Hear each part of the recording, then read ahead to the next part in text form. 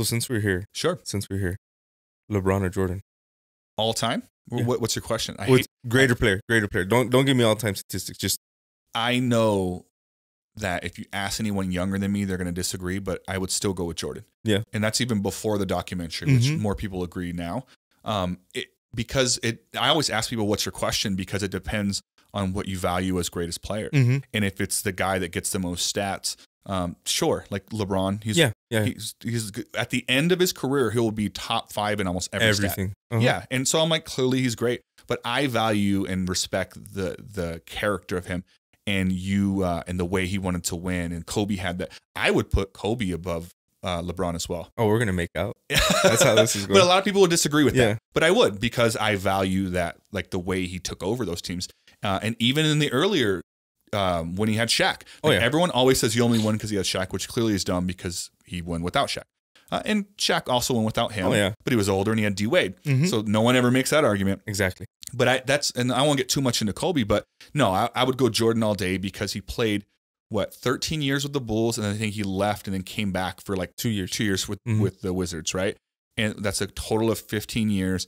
And like he just had this period. He had to learn how to win, and then once he won, he just couldn't stop winning. And then he took some time off for baseball, came back, won more, took some time off, came back with the Wizards, and still was pretty incredible. He didn't win anything there. I think it was more of a team thing. At 40 years old. Oh my God, he was dropping like 60-point games at 40-some years old. But I'll always respect his mentality, the way he wanted to win. And I'm glad they did that documentary. Oh, me too. Because I think younger kids will get a chance to see that. But people weren't ready for that. People weren't ready for that hardcoreness that Jordan had. Because that's a very old school mentality. Yeah. And I think the reason I love football so much isn't because it's like machismo or like testosterone driven. It's just like a real old school feeling. You know what I mean? You like eat what you kill, like get out there. Like it's put your foot on their throat and keep going. As opposed to like buddiness of the way the NBA has become now. Yeah. You know what I mean? I respect it. You're right. And then when we're old, their kids will feel differently. And then, you know what I mean? Our kids will feel differently. And then our kids will be like, yeah, they're wrong. LeBron's clearly the greatest. And then there'll be some new guy that's clearly better than LeBron. You know what I mean? And so it will change, and I respect that. But yeah, if you're asking me personally, I don't get mad at anyone that puts LeBron up there. I think you can make really good arguments for it. So it's not what it is. What I do hate is when people go like, "You're out." They fight so hard. I'm like, dude, it's not out of their mind. I disagree. Yeah, but like he's making good points. You know what I mean? So the part that I always bring up is the Barry Sanders, Emmitt Smith.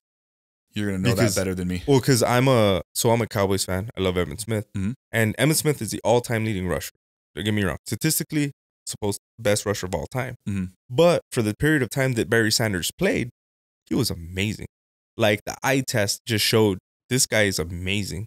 So for me, like LeBron James, statistically, best career. I would take LeBron's career over Jordan's just because of the statistics of it all. But greatest of all time, I go Jordan just because. Yeah, thankfully I got to see it. You know that guy would have cut an arm off to win. Oh man, and you could see it in the way he plays. Yeah, I love that part in the documentary when they tell him like, if I have 10 cups of medicine, one of them has poison in, or like, well, I forgot how they worded it. They're like, one of them will cure it, or 9 of them will cure it, but one of them has poison in it. Do you drink it? Well, it depends on how bad the headache is. Exactly, or something like that.